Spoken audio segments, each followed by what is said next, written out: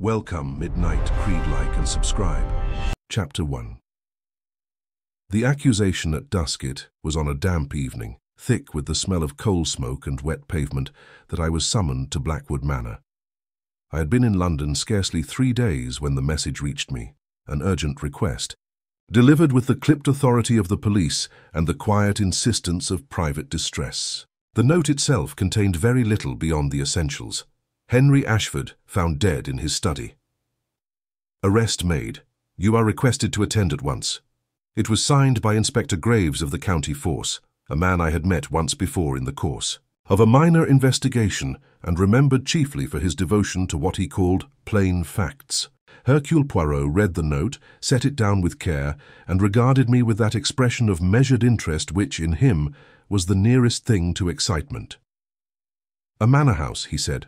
A study, a dead master, and already an arrest. It is, as they say, very quick. Perhaps the evidence is overwhelming, I suggested. Poirot's eyes, large, bright, and singularly penetrating, rested on me. My friend, when people tell me the evidence is overwhelming, I become cautious. When they tell me it is an open and shut case, I become suspicious. Within the hour we were on the road. The countryside beyond the city wore that mournful winter complexion which seems to drain colour from hedgerow and field alike. The sky lay low and heavy, and the rain, though not falling in earnest, hovered in the air like a threat. The motor-car's lamps picked out a narrow ribbon of road, and the trees on either side stood like black sentinels, their branches dripping and motionless. Blackwood Manor announced itself first as a darker blot among darker shapes. Its gateposts were high, their stone caps glistening with wet. A gravel drive led us through an avenue of bare-limbed oaks toward the house, which seemed to crouch upon its own grounds, as though listening. The windows were lit sparsely. The manor did not blaze with life as a place might do when it prepares for guests. It showed lights as a sick-room shows them, functional, muted, reluctant. At the front steps, a butler received us with the stiff grief of a man trained to keep emotion behind polished manners. "Mr. Poirot," he said, and I noted that he spoke, the name with a certain relief, as though the mere sound of it promised order. "Inspector Graves is inside, sir, in the library. This way, if you please." The hall smelled faintly of damp wool and burning coal. A row of portraits looked down from the staircase wall, Ashfords of former decades, men with severe whiskers and women with bright, disapproving eyes. The carpet muffled our steps, and yet the house, despite its size, felt crowded, not with people but with silence. We were shown into a room lined with books, its fire burning low. There, as if he had been placed deliberately to represent law and certainty, stood Inspector Graves. He was a broad man, with a weathered face and a moustache that seemed to bristle even when his mouth did not move. 2 constables waited behind him, hats in hand. A third man sat in a chair near the hearth, head lowered, hands clasped between his knees with desperate tightness. Graves stepped forward. "Mr. Poirot, glad you came." Poirot bowed. "It is always a sadness, Inspector, when a gentleman is murdered in his own house." "Sadness, yes," said Graves, "but also straightforward. That's why I asked you, so you can see it for yourself. We've arrested Daniel Reed, Ashford's secretary. Evidence is clear." At the mention of his name, the seated man lifted his head. He was young, perhaps 25 or 26, thin to the point of fragility. His hair lay damp against his forehead as though he had run through rain and never had the sense or time to dry it. His eyes were reddened and feverish, but not with the dullness of guilt. They had the frantic brightness of someone trapped in a nightmare and still trying to wake. "I didn't do it," he said hoarsely. "I swear to you I didn't." Graves made an impatient gesture. "He's been swearing that for an hour." Poirot regarded Daniel Reed with an attention so gentle and yet so complete that I felt the young man's denial acquire a different character, as though for the first time it had been properly heard. "And who," Poirot asked, turning his head, slightly, "is Martha Doyle?" "The cook," said Graves. "She saw him." "I saw him," came a voice from the doorway, sharp as the strike of a match. A woman stood there, large-boned and solid, her sleeves rolled, her apron dark with work. She had the flushed complexion of someone accustomed to heat and labor, and her hair had escaped its pins in damp curls. Her hands were red and raw, but they were steady. The expression on her face was not hysterical. It was resolved. In her certainty, there was a kind of grim satisfaction. "That's him," she said, pointing at Reed. "That's the one I saw." Poirot's voice remained mild. "You are certain, madam?" "As sure as I'm standing here," she replied. "I know him.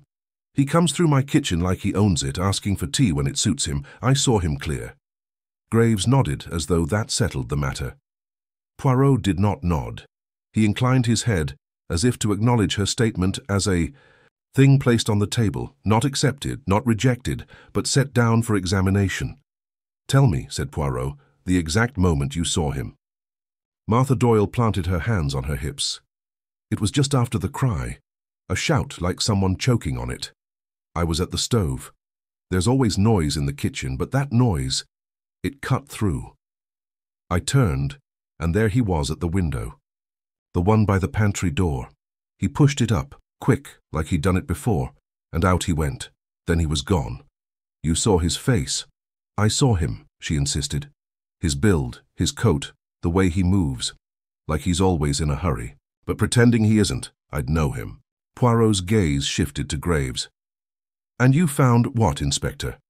Something that supports this testimony?"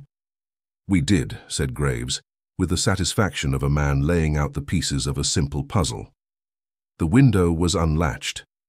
Mud on the sill, prints in the flower bed below, shoe marks leading away toward the side path. We followed them. They went to the lane. Reed was found on the lane not 10 minutes later, wet and breathing hard, as if he'd been running. Reed began to speak, but Graves silenced him with a look. "And in the study," Graves continued, "we found the weapon.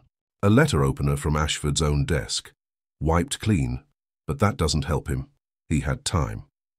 The corridor door was locked, key still in the lock on the inside, and we had to force it. The garden passage door appeared secured as well, which is why everyone began talking at once of a locked room. Ashford was at his desk, dead where he sat." Poirot lifted his eyebrows slightly. "Locked from the inside. That is interesting," Graves grunted. "It's only interesting in the way it confirms things. Reed had access. He was the secretary. He'd have keys, he'd know the place. There's a door into the corridor and another into the garden passage. A man could lock the corridor door to create the appearance of a sealed room, then slip out by the garden passage door before anyone came. People always think a locked room is clever. Usually it's just habit and opportunity." Poirot said nothing. At once. He took a step toward the hearth, as if warming his hands, though his gloves remained on. His silence was not emptiness. It was work. "I have seen him do it often. Let other men's certainties pour out until they stand in a puddle on the floor, and then step carefully around them to find what they have failed to notice." "Where is Mrs. Ashford?" Poirot asked. "Upstairs," said the butler quietly. "In her rooms, sir. She has been unwell." "And other members of the household?" Poirot continued. "We have Miss Ashford," said Graves, "the niece. Mr. Ashford had no children. There's Mr. Simon Harrow, the estate manager, Miss Eleanor Shaw, the companion to Mrs. Ashford, and staff besides. All of them have been spoken to." Poirot's eyes narrowed thoughtfully. "And yet you have arrested the secretary." "It's the cook," Graves replied bluntly. "And the timing, and the footprints, and the running. What more do you want?" Poirot turned to Daniel Reed. "You were found running, yes? Tell me why." Reed's throat worked. He looked from Poirot to Graves and back again, as if clinging to the only person in the room who had not already condemned him. "I panicked," he said. "I heard something. I was in the corridor. I'd been leaving the study. Mr. Ashford dismissed me early. He was in a temper. He said he wanted to be alone. I went to my room to collect my things. I heard a cry. I went back, but the door was locked. I knocked. I called. No answer. Then I heard footsteps. And I thought, God help me. I thought someone would say it was me, because he'd been angry with me, because I'm easy to blame. And so you ran. Yes, I ran. Because I'm a fool, Reed said bitterly. I ran because I couldn't bear the thought of everyone looking at me the way they are looking now. Martha Doyle made a sound of disgust. And you climbed out the kitchen window because you're a fool too, I suppose. I didn't climb out the window, Reed cried, and his voice cracked. I didn't go through your kitchen at all. Poirot lifted a hand, not sharply, but with a quiet authority that had the effect of calming even the air. We will not argue, we will understand. He turned to the inspector. May I see the study? Graves hesitated, but pride, or perhaps the desire to have Poirot confirm his conclusion, won out. Of course, but it won't change anything. We went through corridors lit by dim lamps. The manor seemed built to conceal sound, doors shut softly, and the thick carpets swallowed footfall. Yet I felt, in the very arrangement of hall and room, an intimacy that did not belong to a place of innocence. A house like Blackwood, old and wealthy, is accustomed to secrets. It keeps them the way it keeps dust. Inevitably, in corners, no one thinks to examine. The study was at the end of a passage, its door now scarred where the lock had been forced. Inside, the smell struck me first, not only coal smoke from the small grate, but something metallic and faintly sweet. Death, even when tidy, has a presence. Henry Ashford sat behind his desk, his head slumped a little to one side as though he had nodded off mid-thought. He was a man in his 50s, with iron-grey hair, and a face that might have been handsome if it had not been hardened by years of command. His eyes were half open, fixed on nothing. One might almost have believed he was alive but tired, were it not for the dark stain spreading across his waistcoat and the rigid stillness in his hands. On the desk lay papers, letters, ledgers, a half-written note. A lamp burned, casting a bright circle of light that made the shadows beyond it seem deeper. On the carpet near the desk, a letter opener rested upon a handkerchief, as though someone had been careful not to touch it directly. I saw no blood on it. Poirot did not move at once. He stood just inside the doorway, his head slightly tilted, his eyes traveling methodically from object to object. He did not look at the dead man first. He looked at the room. Then he began to walk, slowly, almost delicately, around the edges, as if he were tracing the outline of an invisible story. The window, he said. Graves pointed. Heavy curtains framed a tall sash window. It was shut. Now latched, the glass fogged slightly with damp. The kitchen window is on the other side of the house, Graves added, anticipating. He ran through the corridor, down the back stairs, and out. That's what the cook saw. Poirot did not challenge it. He knelt instead by the desk and examined the edge where the lamp's light cut across the wood. You forced the door, he murmured. We did. And before that, you knocked? Of course. Poirot looked at the lock and the key still in it. He touched neither, but his gaze lingered. It is a simple lock. Old but reliable. He straightened. Tell me, Inspector, when you forced the door, was the lamp already lit? Yes. And the fire? Low, but yes. Poirot's eyes moved to the hearth. The coals were arranged neatly, as if tended by someone who valued order. A poker and brush lay in their proper places. Poirot crossed to the desk and studied. The papers. His face remained composed, but I could see the small tightening at the corners of his mouth, his expression when something does not sit correctly. Mr. Ashford wrote, Poirot observed softly, even when he was angry. Graves blinked. What's that got to do with murder? Poirot did not answer directly. He looked again at the half-written note. The pen lay beside it, uncapped, the ink beginning to dry at the nib. Poirot turned his head slightly, as if listening, to the room itself. There is something here that is too arranged. Arranged, Graves scoffed. A man is dead. There's nothing arranged about it. but Poirot's attention had drifted to the curtains. He lifted the edge gently between gloved fingers and peered behind. There, pressed against the wall, was a narrow scuff mark, fresh, pale against the darker paint. A mark made by something moved recently, something heavy enough to scrape. Poirot let the curtain fall back into place and said nothing. Yet I felt, with an odd chill, that the room had just changed. The study was no longer merely the scene of a killing. It was a stage, and someone had rearranged the props. We left the study, and in the corridor, Poirot paused. The damp air touched his face, but his eyes were bright with inward thought. "You see, my friend," he said quietly to me, "they tell us it is simple. A cook sees a man at a window. Footprints oblige. A suspect runs, and so he is guilty. But a case is not made by one loud certainty. It is made by many small truths, each in its proper place." He looked back toward the forced door. "And here, already something is not in its proper place." From the library behind us came a sound, Martha Doyle's voice, insistent. Reed's voice, breaking. The inspector's, impatient. The manor listened, silent and heavy, its lamps casting long, accusing shadows. And somewhere in that silence, in a house built to hold its secrets, the true story waited. Patient, hidden, and far more intricate than anyone wished to believe. Chapter 2. The Kitchen's Confession. The kitchen at Blackwood Manor was a cavern of iron and flame, its tiled walls sweating from the day's labours. Though dusk had fallen, the great range still held its heat, and the air was thick with steam, coal smoke, and the steady, comforting scent of broth simmering with rosemary and bone.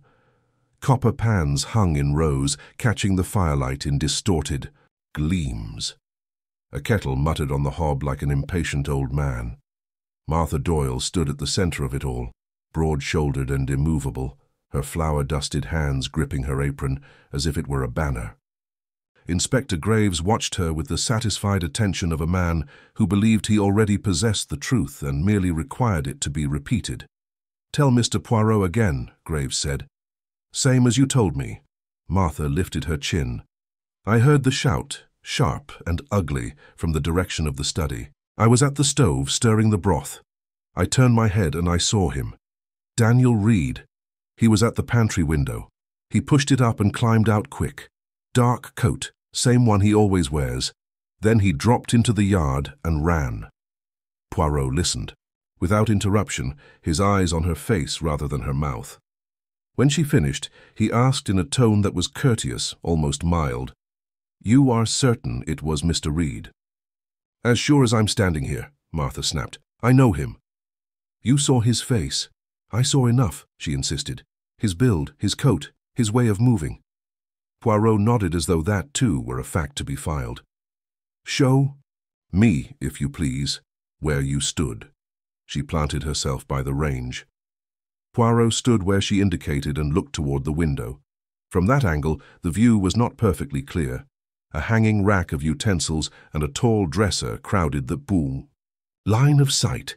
He did not comment, but I saw his gaze register it. "The window," Poirot murmured, stepping closer. He examined the latch and the sill. Dark smudges marked the paint at the inner edge. "Mud," Graves said promptly. "We found it. Proof." Poirot did not disagree. "Mud is common this evening, Inspector.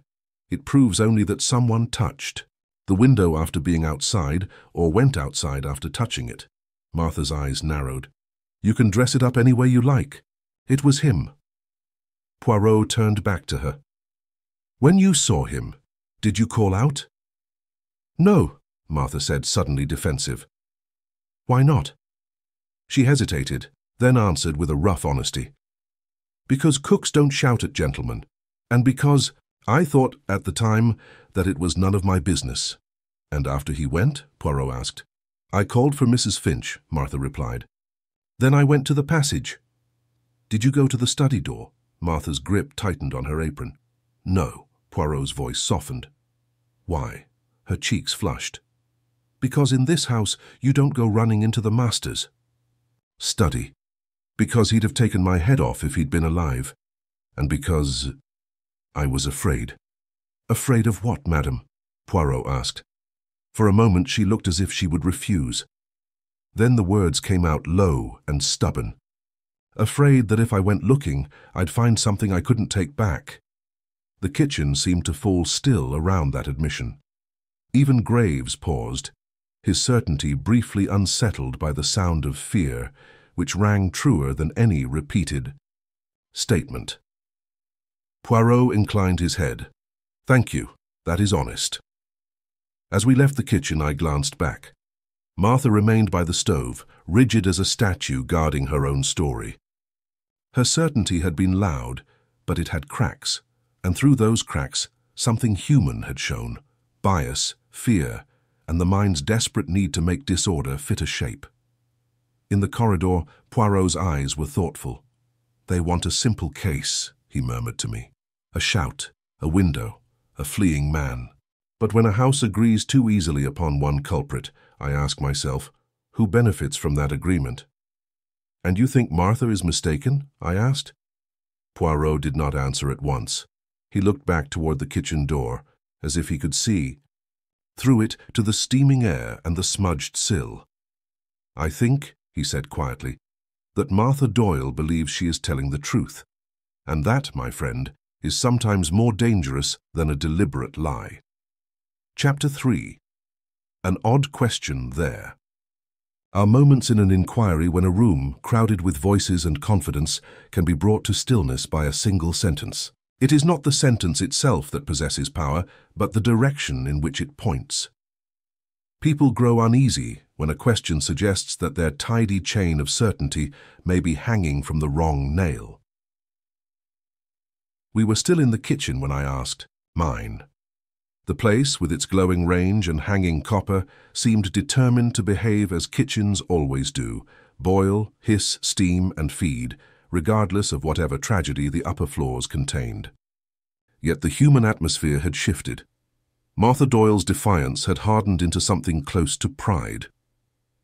Inspector Graves stood at ease, pen poised, already thinking of the charge sheet rather than the doubts.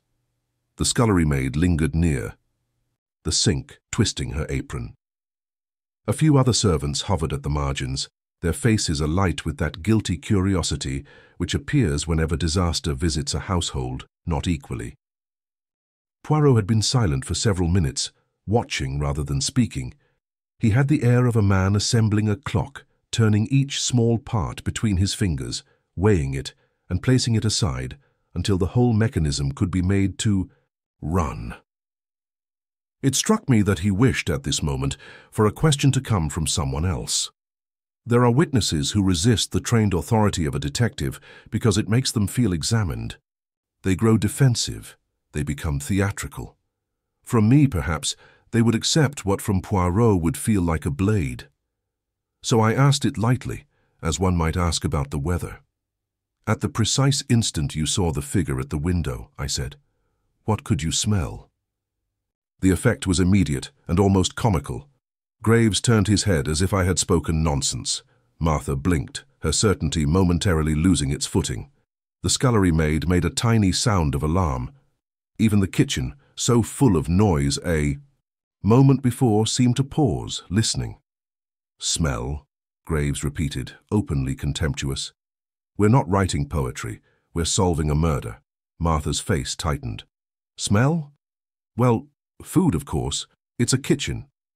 "Not the general smell," I said gently. "Not what it always smells like. I mean the sharpest thing. The thing that struck you before you even thought about it." She hesitated. In that hesitation, I saw something important. Not deceit, but the struggle of a mind forced to revisit a moment it had already arranged into a neat and satisfying story. Memory dislikes being pulled apart. It resists. But if one applies pressure at the right point, it yields. Then Martha's eyes widened slightly, and her answer came out with surprising force. "The broth," she said. It began to scorch. Poirot's head lifted a fraction, his gaze, until then on Martha's face, flicked to the pot on the hob as though it was suddenly a witness called to testify. "I'd left it," Martha went on quickly, almost defensively, "because of that shout. I turned my head, and I must have turned for longer than I realized. The rosemary went bitter. You can smell it at once when it happens, sharp, burnt, like someone snapping a green twig and holding it to flame. And the kettle. There was a hiss. Steam burst up in a great cloud." "A cloud?" Poirot murmured softly. Martha nodded, warmed now by the solidity of this recollection. "Yes, steam everywhere for a moment. And Annie, she opened the oven door, because it was too hot. That heat came rolling out and mixed with the steam. The air was thick enough to taste. My eyes stung. The scullery maid, grateful to be included in something that sounded factual, nodded too. "It did sting," she said. "It was awful." Inspector Graves shifted, impatient, but I noticed that his impatience had acquired a faint edge of uncertainty. Practical men like Graves cherished the clean line, statement, proof, conclusion. Steam and stinging eyes did not fit neatly into that line. Poirot stepped forward with that controlled gentleness, which is far more unsettling than harshness. "And in this thick air," he said, "in this moment of heat and steam and the bitter smell of scorched herbs, you tell us you saw clearly a man at the window." Martha bristled. "I saw him." Poirot inclined his head as if acknowledging her courage. "I do not accuse you of lying, madam. I ask only for exactness. When steam rises in a kitchen, it rises like a curtain on a stage. It does not ask permission. It does not care for truth. It merely moves." Graves gave a short laugh. "So now, the steam is the murderer?" Poirot did not look at him. "No, Inspector. The steam is the accomplice of confusion." He turned back to Martha. "Tell me, when this cloud rose, where was it? Between you and the window? Or above the stove only?" Martha frowned, trying to see it again. "It rose straight up at first. Then it spread. It was everywhere for a moment. And the oven door," Poirot continued, "was open at the same time." "Yes," Martha said. "Annie opened it." Poirot's eyes flicked to Annie. "For how long was it open?" The maid swallowed. "Just a bit, sir. I was afraid it would burn everything." "And when the shout came," Poirot asked, "did you, Annie, turn also?" "Yes," she whispered. We all turned. Poirot nodded slowly. "So there was movement, heads turning, bodies shifting, steam rising, heat rolling out, the smell of burning rosemary, and in that, madam, you saw a figure at the window." Martha's hands tightened on her apron. "It was him. I know him." Poirot said softly, "What you know, madam, is that you saw a dark coat in a moment of chaos. You did not see a face." Her cheeks reddened. "I know his build." "In steam," Poirot replied, "all men have the same build." That remark, though spoken calmly, drew a sharp inhale from one of the servants. It was not that Poirot had insulted Martha. It was that he had dared to loosen the knot of certainty the household had tied around Daniel Reed's neck. I watched Martha carefully. Beneath her defiance lay something else, an old resentment perhaps against the young secretary who had walked too neatly through doors that servants used only with permission. It is astonishing how quickly such resentments can lend weight to a shadow. Poirot turned his attention to the window. The frame, swollen by damp, resisted slightly when he tested it. It produced a faint, complaining squeal.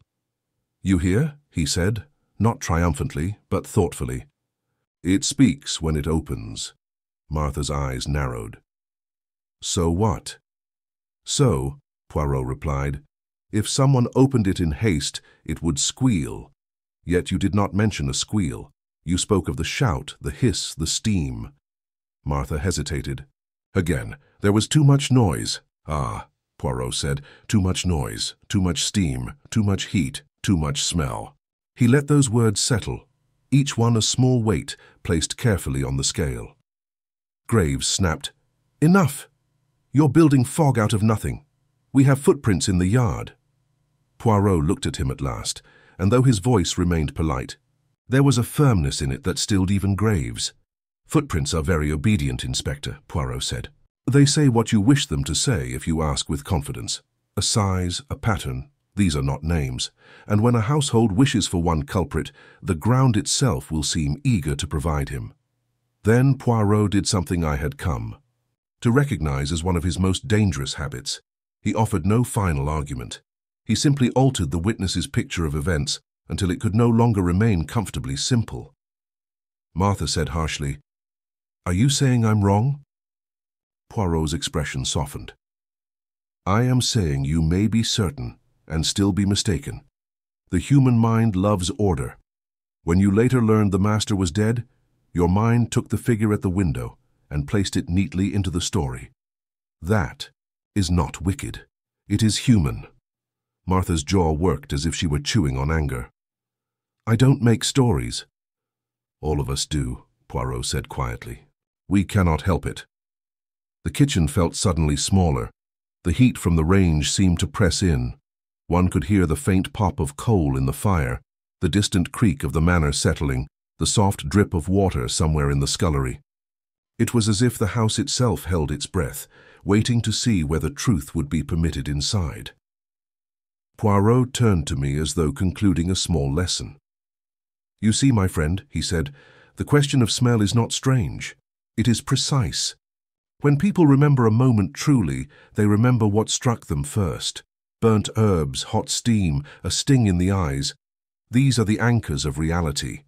But when they remember a moment as a story, they remember what fits the ending." Graves muttered, "And what ending is that?" Poirot's gaze went past him, past Martha, toward the window where the damp night pressed its face against the glass. "The ending they have chosen," Poirot said softly, "is Daniel Reed at the window, fleeing." He paused, and his voice grew even quieter, so quiet that we leaned in without meaning to. But now we know something else. At the instant Martha turned, the kitchen was in upheaval. A cloud of steam rose like a curtain. In such a moment, the eye is easily deceived. And if the eye can be deceived, he let the thought trail, not finishing it aloud. Martha's hands still gripped her apron, but the grip had changed. It was no longer triumphant. It was defensive, as though her certainty, so useful to everyone else, had begun to feel less like truth and more like a trap she had stepped into. We left the kitchen then, stepping into the corridor where the air was, cooler and smelled faintly of polish and old wallpaper. Behind us, the kitchen noises resumed, but now they sounded different to my ear, less like the steady work of a household and more like the restless shifting of a scene after the actors have forgotten their lines. As we walked, Poirot said softly, "One does not arrange a shout by accident." "You think the shout was meant to distract her?" I asked. Poirot's eyes gleamed. "Or meant to create a moment of chaos, so that later, when the mind seeks order, it will accept the nearest explanation offered." He stopped at the bend of the corridor and looked back once, as if he could see through walls. "The question is not only who killed Henry Ashford," Poirot murmured. "It is also who prepared the house to accuse." Chapter 4. The experiment of steam is one thing to speak of confusion. It is another to manufacture it. Inspector Graves had little patience for what he called theatrics, and the kitchen staff had even less. Yet when Poirot, with his quiet insistence, proposed that we recreate the moment as Martha Doyle described it, there was a curious shifting of attitudes. The servants, who had been stiff with fear and excitement, began to look interested in spite of themselves. The cook grew indignant, then wary. And the inspector, though he protested, agreed at last, for the simple reason that he believed the experiment could only confirm his conclusion. "Very well," he said, folding his arms, "if it will satisfy you. But don't expect me to call off an arrest because a kettle makes steam." Poirot smiled faintly. "Not because a kettle makes steam, Inspector, because steam makes doubt." Set about it with an attention to detail that would have pleased a stage manager. Martha, though offended, was proud of her domain. She could not bear to see the kitchen handled clumsily. Under Poirot's direction, she placed the kettle upon the hob again, filled to the level she said it had been. The oven was stoked, not to the full inferno of the dinner hour, but enough that the door, once opened, would exhale a thick breath of heat. The broth, rosemary and bone, was reheated until its scent began to swell in the air, warm and promising. And then, deliberately, it was left unattended until the first sharp note of scorching rose from it, bitter and accusatory. "The same," Poirot murmured, inhaling gently. "Yes, the same." Martha's nostrils flared. "It's a waste," she muttered. "A decent part spoiled for a parlor trick." "Truth is never a waste," Poirot replied, and his tone, still polite, carried enough authority that even Martha did not argue further. We arranged ourselves as in a tableau. Poirot placed Inspector Graves near the pantry door so he might observe both Martha and the window. He asked Annie, the scullery maid, to stand where she had been, and he requested that I take Martha's position by the range. "You, my friend," Poirot said to me, "will be the cook for this moment." Martha made a sound halfway between a snort and a protest, but Poirot's gaze quieted her. "And Daniel Reed?" Graves demanded. "You'll have him traipsing about free?" Reed had been brought down under guard, looking pale and exhausted, his eyes shadowed by sleeplessness and dread. When he entered the kitchen, the servants stiffened as though a contagion had come among them. Martha's expression hardened into something that was not merely accusation but refusal to consider that her certainty might have been misapplied. Poirot addressed Graves with calm practicality. "He will not be free, Inspector. Your constables are here. He will do what I ask, and then he will be returned." Graves hesitated, then jerked his head at the constables. "All right, but one wrong move." Reed's voice came out thin. "I'll do whatever you want. I only want this ended." Poirot studied him, and I saw in Poirot's expression something like pity, restrained by discipline. "Good," Poirot said. "You will be helpful by being ordinary. Do not speak, do not pose. Simply pass where I tell you, as swiftly as you would if you wished not to be seen."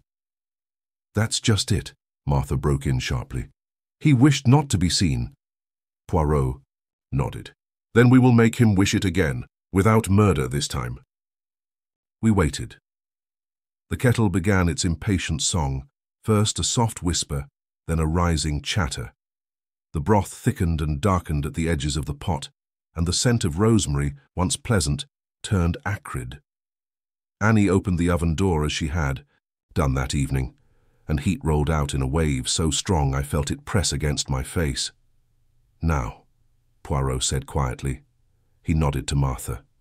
"Stir, madam, as you did." Martha, refusing to be treated as a prop, seized the spoon and stirred, with brisk, angry strokes. Steam rose, thin at first, then thicker as the kettle reached its furious boil. I stood in the exact spot Martha had claimed, though she herself was now a pace to my right, and I fixed my eyes where hers had been fixed, on the pot, on the spoon, on the bubbling surface that demanded attention. "Listen," Poirot murmured, "for the shout." There was no shout, of course, no true cry of death. But Poirot had prepared a substitute.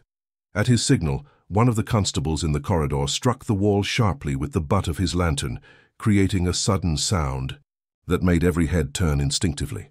It was not identical, but it served its purpose, an abrupt, ugly noise that cut through kitchen clamor like a blade. At the same moment, Annie pulled the kettle slightly forward, as Martha insisted had happened when she reached for it, and a violent plume of steam burst upward. It rose in a white column, then spread, blooming outward into the air like a ghost unfolding. "Now," Poirot said again. Reed, under the watchful eyes of the constables, had been sent outside into the damp yard. He wore his own dark coat. Poirot had refused to let him borrow another, saying with a dry precision that a man's clothing was part of his identity, and we must not alter identities if we wish to test perception. He passed swiftly beyond the pantry window at the exact moment the steam billowed. For a fleeting second I saw it, a shadowy movement, a darker blur against the pale glare of lamplight on glass. Something that might have been shoulders, might have been a head, might have been nothing more than the shifting of steam itself as it caught the light. Then it vanished. Not because Reed stopped, he did not, but because the steam became a curtain, and the window became a mirror. The yard lantern's glow, the kitchen lamp, the copper pans, the white tiles, all of it reflected and fractured until outside and inside seemed to overlap. What remained was not a man, but the suggestion of one. Poirot's voice came softly behind me. You see. Inspector Graves shifted, and for the first time since our arrival, his confidence made a sound as it moved, like a chair scraping on stone. He went too fast, he grumbled, though the excuse sounded thin even to him. Poirot shook his head, gently. He went as a frightened man goes when he wishes to be away quickly. That is what the cook described. Martha stood rigid, her hands still on the spoon.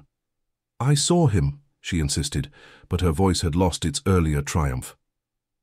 It carried now the stubbornness of a person defending not merely an observation, but her own standing in the household.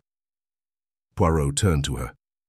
Madam, from where I stood, I saw only a flicker, a dark shape.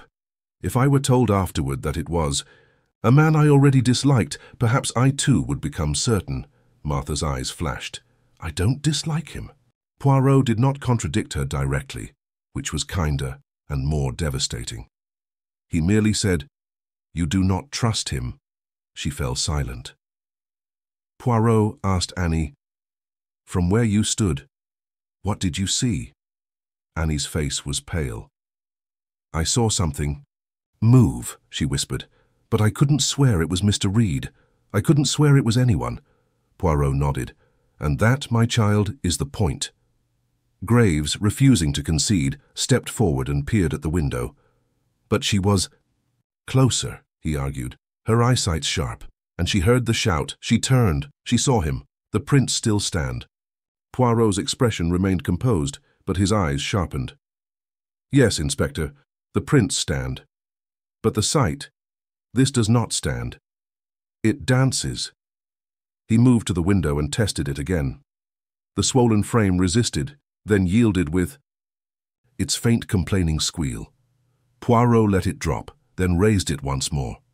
This window, he said, is a storyteller. It takes light and steam, and makes them into whatever the listener expects. Martha's hands trembled on the spoon. So, you're saying I lied? Poirot turned to her with sudden gentleness. No, madam. I say you were honest and mistaken. Those are not the same thing. A lie is a choice. A mistake is a trap. Glanced at Graves, and someone has laid traps very neatly in this house. The inspector's jaw tightened. He did not like traps he could not see. If you're implying this was staged, prove it. Poirot's gaze drifted, not to the window, but to the kitchen lamp suspended above the table. Light, he murmured. The angle of light. He asked the butler to fetch the lamp as it had been positioned earlier. The butler, who had been hovering at a respectful distance, obeyed with quiet efficiency. Poirot adjusted it slightly, no more than an inch or two. Again, he said. Once more the kettle screamed, once more steam erupted, once more Reed passed outside. This time, with the lamp shifted, the shadow looked sharper for an instant, almost convincing, before it dissolved. Martha drew a breath that sounded almost like a sob. Poirot's voice was calm. With light arranged so, one can make a shadow appear more definite. If someone wished to persuade a witness later, it would help if the witness had seen a shadow that felt like a man. Graves stared at him. You're saying someone adjusted the lamp? I say it is possible, Poirot replied, and it would be easy. In a kitchen, lamps are moved. Doors are opened. Kettles boil. Steam rises. No one remembers the precise inch at which a lamp hung. He turned to Martha again.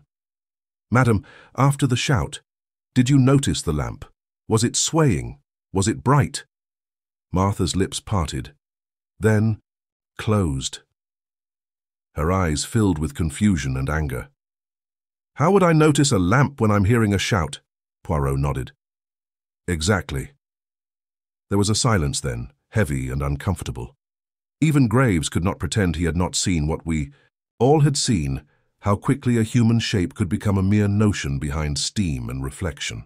The kitchen, which had been treated as a courtroom, now felt like something else, a laboratory in which certainty had been exposed as fragile. Poirot dismissed Reed with a brief nod, and the constables led the young man away. Reed's face was strained, but as he passed me he whispered so softly only I heard, "Thank you." Poirot watched him go with an expression that revealed nothing. Then he turned back to the window, to the smears on the sill, to the damp yard beyond. "My friend," he said quietly to me, "this experiment does not prove Daniel Reed innocent. It proves only that Martha's sight is not the iron bar the inspector wishes it to be." "And what does it prove about the murderer?" I asked. Poirot's eyes glittered. "That the murderer is clever enough to understand the weakness of human perception. He did not only kill Henry Ashford, he also arranged, with small touches, sound, timing, perhaps even light, for the house to accuse in the direction he desired." He looked toward the corridor that led deeper into the manor.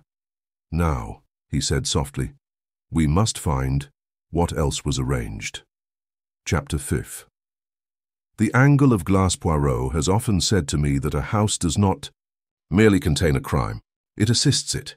It offers corners, curtains, habits, and, most treacherous of all, comfortable assumptions. Nowhere, I think, is the house's quiet collaboration more evident than in its windows. By day, a window is honest. It admits light, shows the garden, allows the eye to travel without effort. By night, it becomes something else entirely. It turns inward. It takes what is behind you and lays it, pale and faithful, upon the dark pane, so that the watcher imagines he sees out when, in truth, he is seeing himself.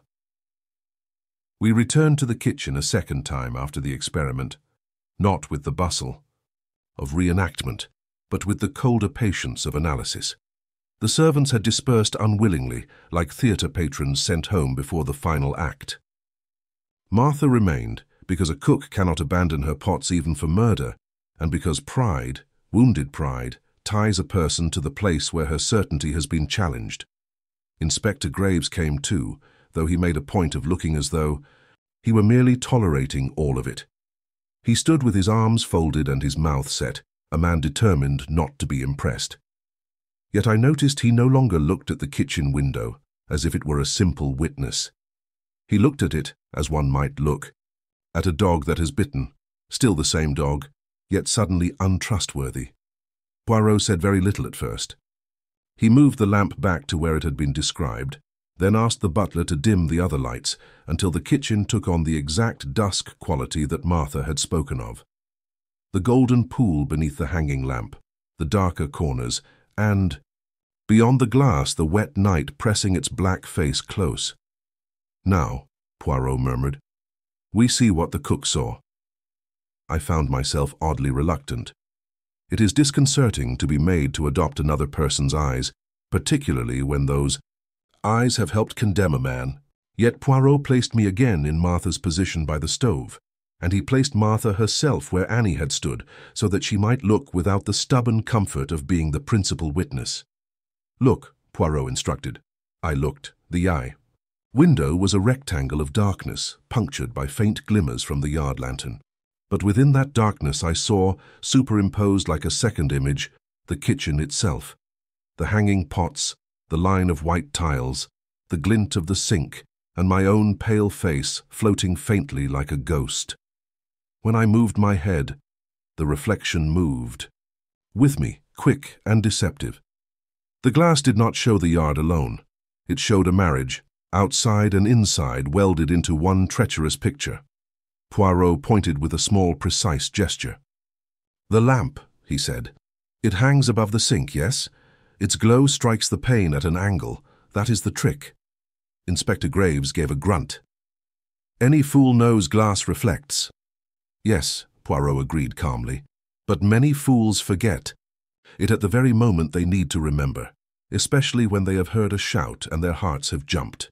He beckoned to the scullery maid, Annie, who had been lingering near the door. "Come, child." Walk along the inner passage, slowly.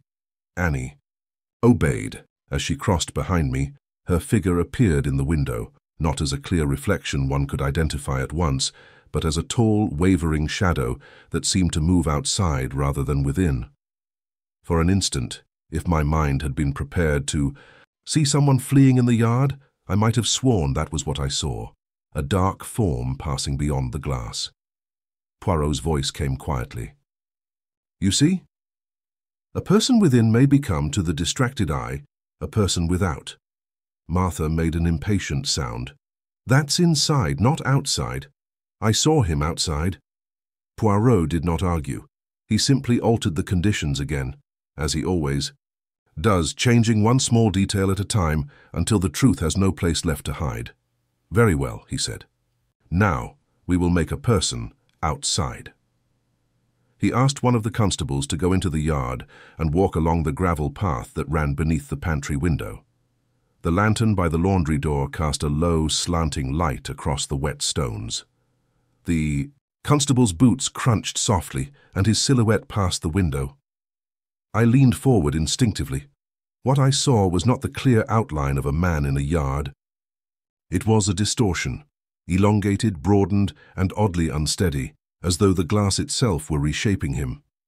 At one moment, he appeared tall and broad-shouldered. At the next, he seemed to shrink, as if the darkness had swallowed half his body. When he passed directly beneath the window, the faint sheen of wet gravel sent a quick flash upward, and the shadow blurred into brightness.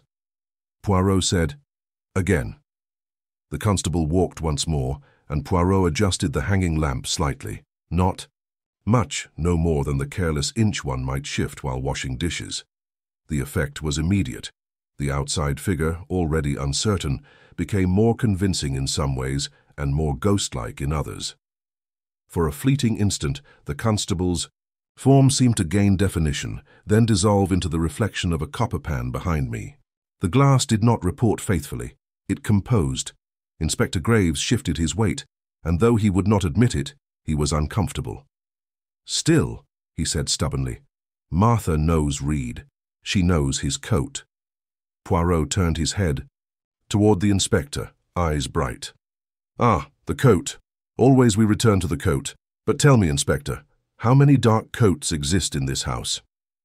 Graves opened his mouth, then shut it.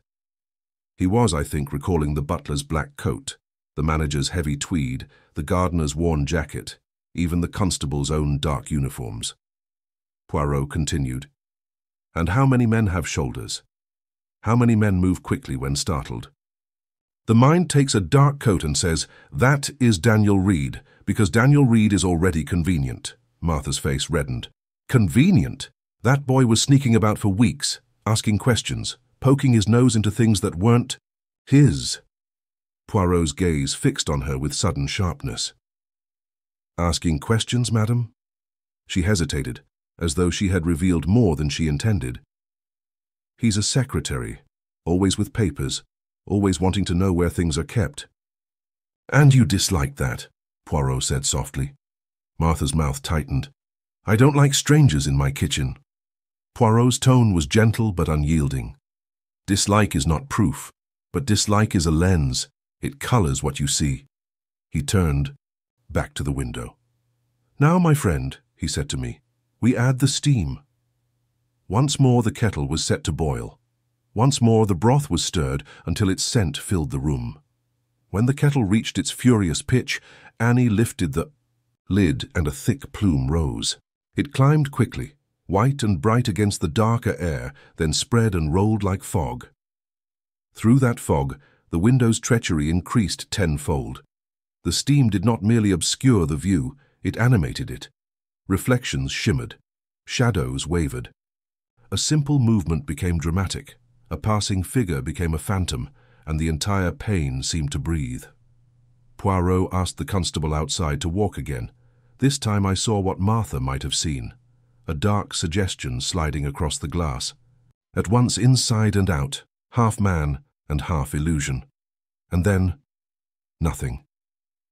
The shape dissolved into the glare of lamplight and the shifting curtain of steam. It was as if the window had invented its own story and then erased it before one could argue. Martha drew a breath, a sound caught between anger and fear.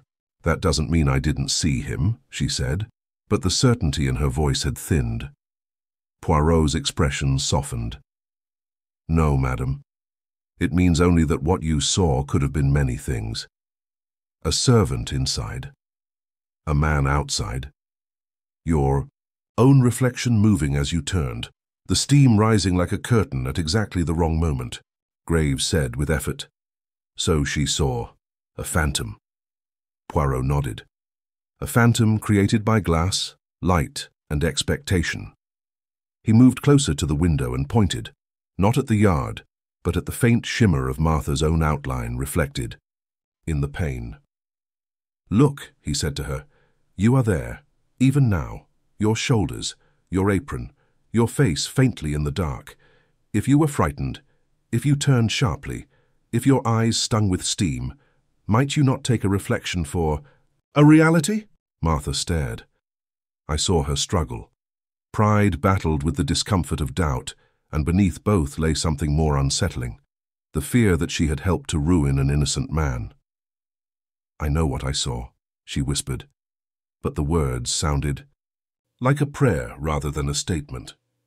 Poirot did not press further. He had achieved what he wanted. He had loosened the iron bar of "I saw him" into something more human, more fallible. Now the cook's testimony was no longer a nail in Reed's coffin. It was a thread, useful perhaps, but not strong enough to hang a man. Poirot turned away from the window at last and looked around the kitchen, as though seeing it anew. "You understand," he said to me quietly, "why I speak of arrangements. A shout at the right time, steam at the right time, light at the right angle, a witness who does not like the suspect. These are not accidents. They are ingredients." "And the murderer," I said, "knew the recipe." Poirot's eyes glittered. "Yes, and that is why we must ask not only who could stab Henry Ashford, but who could think to make a window accuse Daniel Reed." Inspector Graves, still stubborn but now more cautious, said reluctantly, "All right. Suppose she's wrong. Suppose it was a shadow. What then?" Poirot's voice was calm. "Then we begin again, with the study, with the locked door, with the man who died at his desk. We seek the motive that required such careful staging. We look for the person who needed the house to point its finger quickly." He paused, and his gaze drifted to the pantry door, to the corridor beyond, to the silent upper floors where grief sat behind closed curtains. "Because," Poirot added softly, "when a murder is made to look simple, it is usually because the truth is not." Chapter 6. The Manufactured Moment. When a story is told often enough, it begins to acquire the polish of inevitability. The witnesses repeat it, the police write it down, the household whispers it in corridors, and soon it becomes less an account of what happened than a convenient shape into which all doubt may be poured. At Blackwood Manor that shape had one rigid corner, 8:15. "It was 8:15 precisely," Inspector Graves said, tapping his notebook as though the number itself were proof. "The housekeeper checked the clock in the hall when she heard the disturbance. The cook says the same, 8:15, and then the kettle shrieked seconds later. That's your timeline." Poirot's eyes narrowed with that quiet satisfaction he feels when something seems too tidy. "A precise minute," he murmured. "Always I mistrust the precise minute." Graves bristled. "You can mistrust what you like. People know what they heard." "Yes," Poirot agreed. "They know what they believe they heard. But we must discover what occurred." We were in the library once more, the fire lowered to embers. Beyond the windows the night had thickened, and rain tapped faintly at the panes like an impatient visitor. The manor seemed calmer on the surface, as if its initial shock had given way to that heavy domestic numbness which follows tragedy. Yet beneath that numbness, the machinery of accusation continued to turn, grinding steadily toward Daniel Reed. Poirot asked to see the statements again, not Merely the police summaries, but the words as the witnesses had spoken them.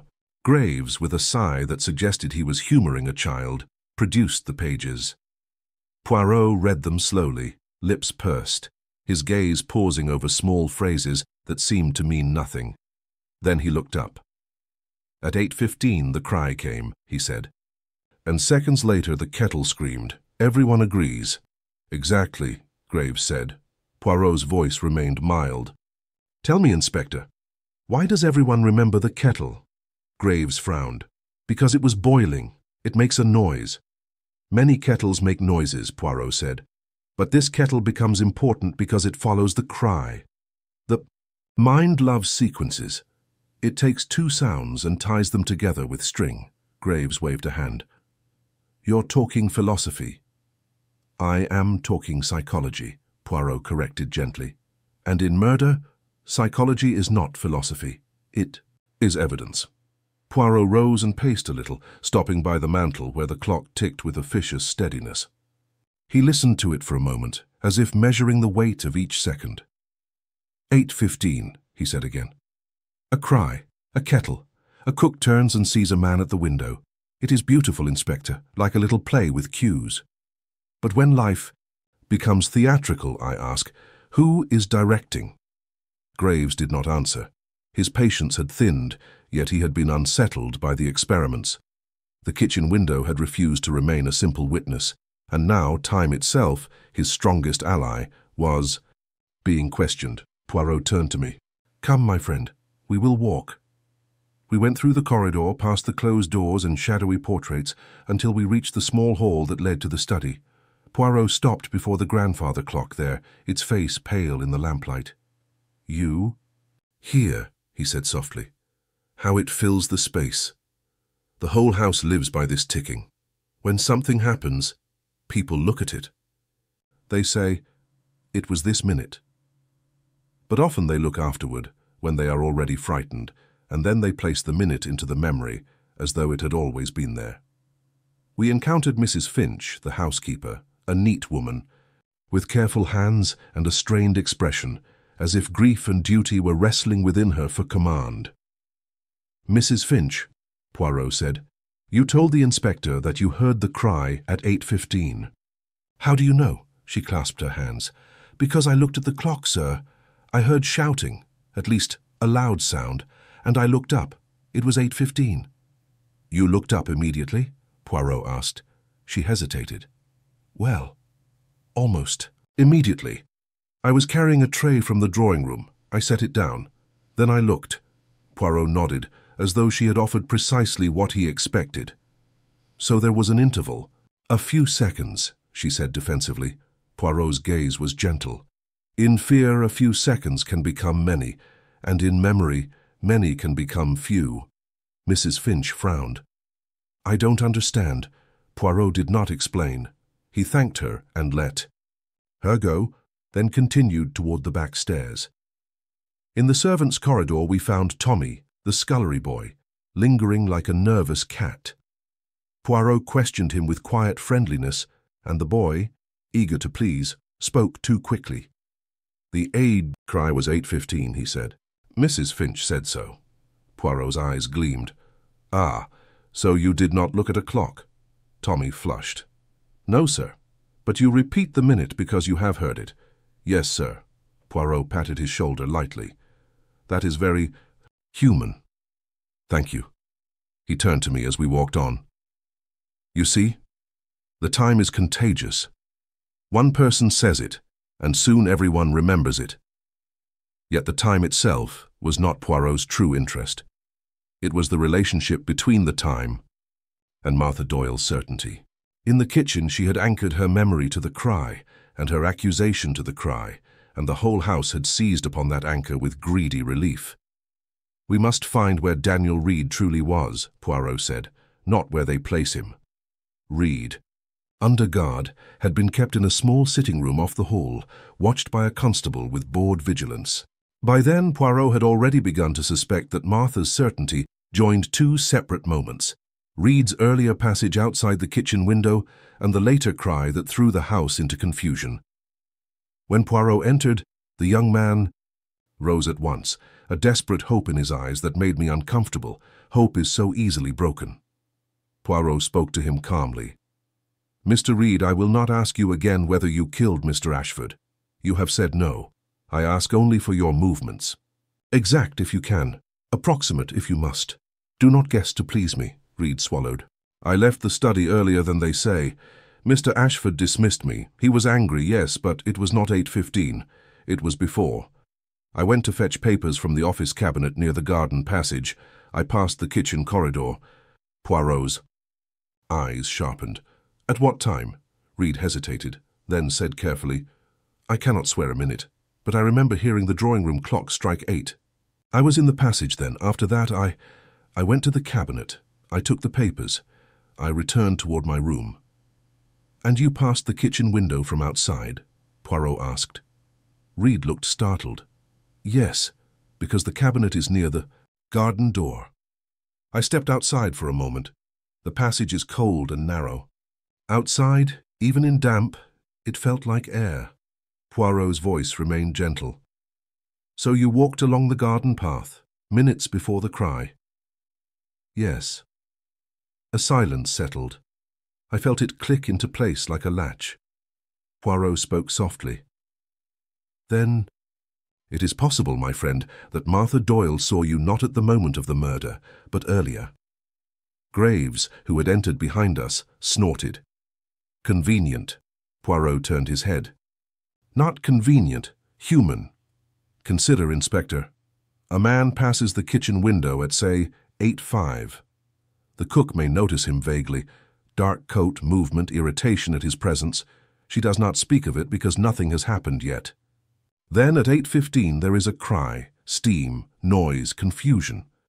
Later she remembers, "I saw him at the window when I heard the cry." And her mind, which hates disorder, blends the earlier sight with the later sound until they become one moment. Graves frowned. "You're asking me to believe she imagined it." Poirot shook his head. "No. I ask you to believe she combined it." He looked at Reed. "When you passed the kitchen window earlier, did you see anyone inside?" Reed thought. "I saw Martha at the stove. She didn't look at me, at least not directly." Poirot's eyes flicked toward the corridor, as if seeing Martha there in his mind. A woman busy, irritated by a stranger, noticing him as one notices a fly. Nothing worth remarking until later, when one is asked, "Did you see anything?" Memory is not a ledger, Poirot said quietly. It is a painter. It takes two strokes from different times and blends them to make a single coherent picture. And once the picture exists, the painter believes it was always so, Graves said stubbornly. But the kettle shrieked right after the cry. She remembers that. Of course, Poirot replied, because the kettle truly shrieked. It is the anchor. And once anchored, everything else is pulled into alignment. He turned to me as we left Reed again under guard. You understand now why I said the shout was timed. Not necessarily timed to the stabbing itself, timed to the witness. To create a moment so vivid that the mind would arrange other impressions around it. In the corridor we encountered Martha Doyle herself, summoned by the inspector for further questions. Her face was set, but her eyes were troubled, as though sleep had refused her. Poirot greeted her courteously. Madame, I ask you something, and you must try not to be angry. Before 8:15, perhaps 10 minutes earlier, did you see Daniel Reed pass the kitchen window from the yard side? Martha's mouth opened, at once with denial, then closed. She stared at him, frowning. I saw the struggle, an honest mind searching its own clutter. I don't know, she said at last, reluctant. People pass windows. I'm not forever staring out. Poirot nodded. Exactly, Graves burst out. But you were forever staring out when you saw him flee. Poirot's gaze remained steady. Or perhaps she was staring out earlier, and later she placed it at the dramatic moment. Martha flushed. I know what I heard. I know what I saw. Poirot's voice was kind, but it did not yield. You know what your mind has arranged. That is not an insult. It is how minds protect themselves. They make the world make sense. Martha's hands clenched. So you're saying I helped a killer? Poirot did not answer quickly. When he did, his tone held something like moral weight. I say only that someone may have used your honesty, and that is why we must be very careful before we hang a man on a memory. Martha's eyes shone, not with tears, but with fury at herself, or at the house. She could not yet decide which. We returned to the hall clock. Poirot stood beneath it and listened to the tick. Then he spoke, almost to himself. 8:15, he murmured. The cry, the steam, the kettle. A moment manufactured, so that later everyone would say, it happened then, and it happened so. He glanced toward the study door at the end of the passage, scarred where it had been forced. Now we must ask, if the cry did not necessarily mark the moment of the fatal blow, then what was the cry? A death cry, Graves muttered. Poirot's eyes gleamed. Or a signal. Or a performance. Or the sound of something thrown, knocked, arranged. The cry is the director's cue, and while the household turned its head, someone else did what they needed done. He looked at me, and in his expression I read the unsettling truth of it. The murder at Blackwood Manor was not merely a violent act. It was also a carefully composed illusion, built not only on a weapon, but on timing, psychology, and the human hunger for a simple story. And when illusion is built, Poirot said softly, there is always a builder. Chapter 7. The unmentioned Dorrit is a habit of mine, learned partly from long companionship with Hercule Poirot and partly from the bitter instruction of experience, to listen as carefully to what is not said as to what is said. People talk eagerly about the dramatic, the shout, the locked room, the flashing weapon, the fleeing figure framed in a window. They cling to spectacle because it reassures them that they have seen the shape of the thing. But crime, particularly the clever kind, prefers quiet passages and overlooked hinges. At Blackwood Manor, the kitchen window had become a celebrity. It had been pointed at, argued over, tested with steam, transformed into a kind of speaking witness whose testimony shifted with every change of light.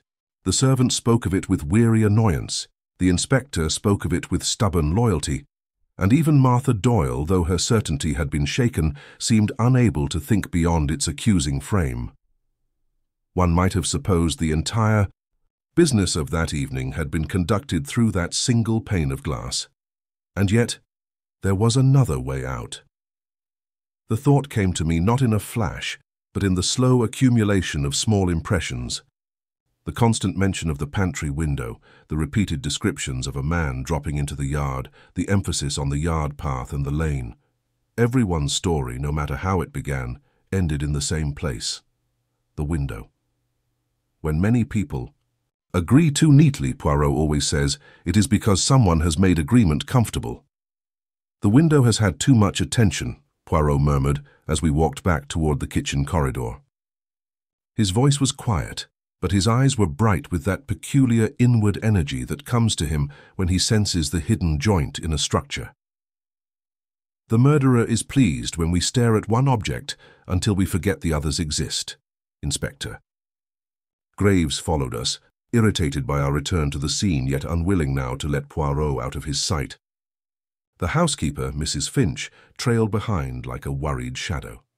Martha Doyle had resumed her work with exaggerated vigor, as if the clatter of pots could drown out doubt, but I saw her watching us from the corner of her eye. Poirot entered the kitchen, paused, and let his gaze travel, slowly, methodically, over every surface. He did not look only at the window. He looked at the floor, the patterns of wear, the places where boards creaked, the faint trails of water that betrayed recent cleaning. He looked at the doors, the pantry door, the corridor door, and the narrow scullery door that sat half-hidden beside the sink, painted the same dull color as the wall so that one's attention slid past it without catching. He said nothing at first. He simply walked to that narrow door and placed a gloved fingertip against its edge. "This," he said softly, "no one has mentioned." Martha looked up sharply. That's the scullery door. We use it to take rubbish out. And it opens. To where? Poirot asked. To the side passage, Martha replied, as though the question were foolish. Runs along the hedges, leads to the alley beyond. It's nothing. Poirot's eyebrows lifted slightly. In a murder, madam, there is no nothing.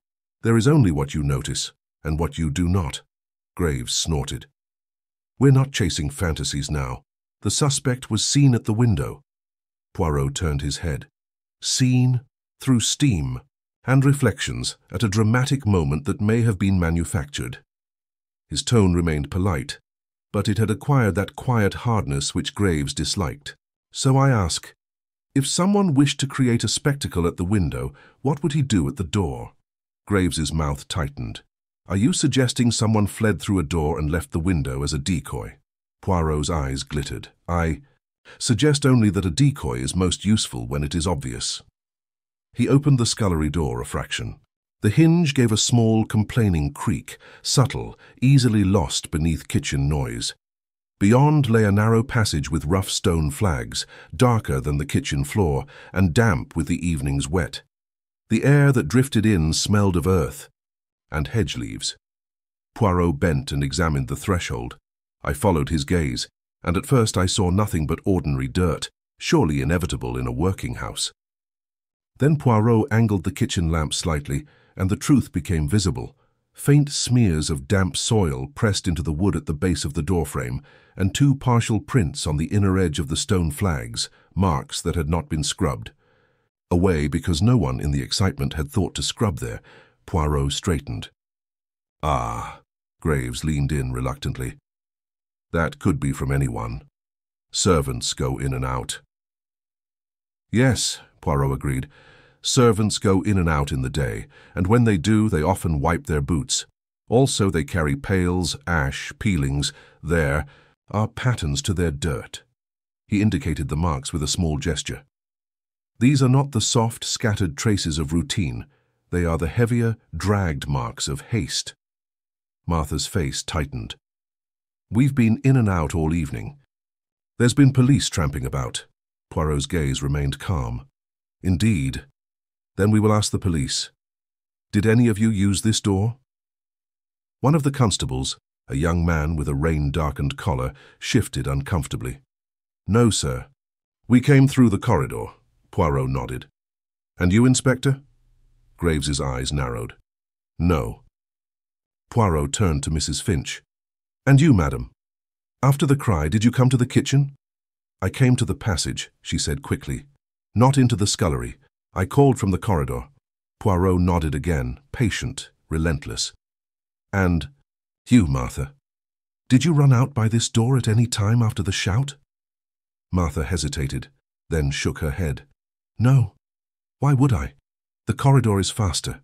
Poirot's eyes flicked toward Annie, who hovered near the sink. Annie? The girl's face went pale. No, sir, I stayed inside. Poirot let the silence settle, not as a dramatic effect, but as a test. Silence makes people either fill it with lies or admit truth by their discomfort. Graves spoke first, impatient. Even if someone did go out that way, it doesn't prove murder. It proves a dirty boot. Poirot's voice was mild. It proves that while everyone stared at the window, someone moved through the unmentioned door. And if a person wished to leave unseen, he would choose the route no one is talking about. He opened the scullery door fully and stepped into the side passage. We followed. The passage ran tight between the manor wall and a tall hedge. It was dark, sheltered from the main yard's lantern, and the damp earth there held footprints more faithfully than gravel. A narrow bend led toward an alley beyond the hedges, a serviceway hidden from the grand drive, the sort of route used to bring deliveries without disturbing the dignity of the front entrance. Poirot stopped near the bend and crouched. There, in the softest patch of earth, were clearer impressions. Shoe marks, not deep, but distinct enough in shape to suggest a certain sole pattern. Poirot did not need to say anything. The very act of looking made Graves look too. Graves muttered, "We already have prints in the yard." Poirot's reply was gentle. Those prints in the yard were on display. They wanted to be found. These prints are shy. They belong to someone who believed he was unobserved. Graves' eyes hardened. Or they belong to some servant who took rubbish out. Poirot rose. Then let us test it. Martha, you say you use this door for rubbish. When? In the morning, mostly, she said grudgingly. Sometimes in the afternoon. And in the evening? Poirot asked. Martha frowned. Not usually. Not when supper's near. There's no time. Poirot nodded. So these evening traces are unusual. That is why they are interesting. We returned to the kitchen, and Poirot asked the butler to fetch a bucket of clean water and a cloth. Under his direction, Annie wiped a small section of the kitchen floor near the scullery door until it was clean enough to reveal new marks. Now, Poirot said, we see what is old and what is fresh. Even Graves could not deny the difference. The faint damp soil at the threshold was recent. It had not been ground in and spread by hours of kitchen work.